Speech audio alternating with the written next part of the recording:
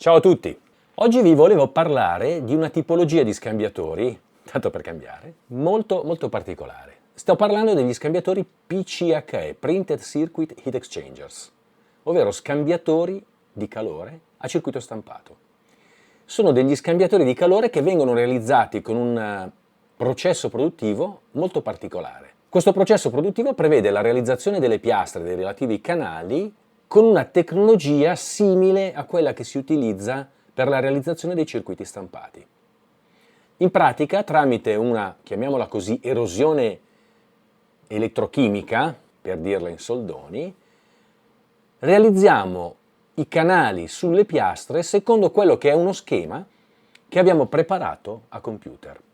In pratica, con una sorta di CAD andiamo a disegnare il tipo di canale che ci serve, che verrà poi realizzato sulla piastra con una sorta di stampante per semplificare la cosa. Ovviamente il processo non è così scontato, non è così semplice, prevede un know-how, diciamo, molto particolare, ma consente di realizzare degli scambiatori di calore con caratteristiche decisamente interessanti.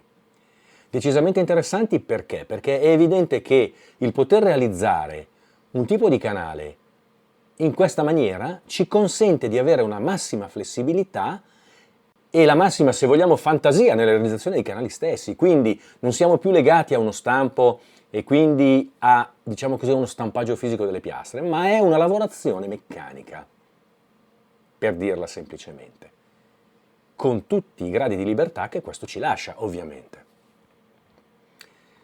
Oltretutto, con il vantaggio notevole di non dover realizzare uno stampo metallico che va a stampare la piastra, ma con la libertà di creare, per così dire, un disegno e trasferirlo sulla piastra.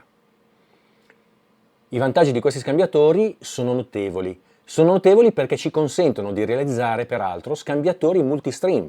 Come sappiamo tutti, negli scambiatori di calore a piastre tradizionali, noi possiamo avere dei circuiti al massimo a 3 stream, semplificandola. Con questa tecnologia costruttiva noi possiamo avere degli scambiatori multistream, 3, 4, 5, 6 stream differenti e nella posizione che più ci fa comodo, con canali e circuitazioni differenziate. Quindi se dobbiamo gestire perdite di carico differenti, portate differenti, tipologie di scambio differenti, possiamo sbizzarrirci, per così dire, nella realizzazione dei canali. La costruzione poi degli scambiatori avviene tramite un processo di saldatura chiamato diffusion bonding, per il quale andremo a vedere come viene realizzato in un altro video, che ci consente di ottenere degli scambiatori senza materiali di apporto, quindi nel caso dell'acciaio inossidabile full inox, ma anche full titanium, quindi completamente in titanio, resistenti ad elevate pressioni ed elevate temperature nei due sensi, quindi da temperature criogeniche a temperature molto elevate.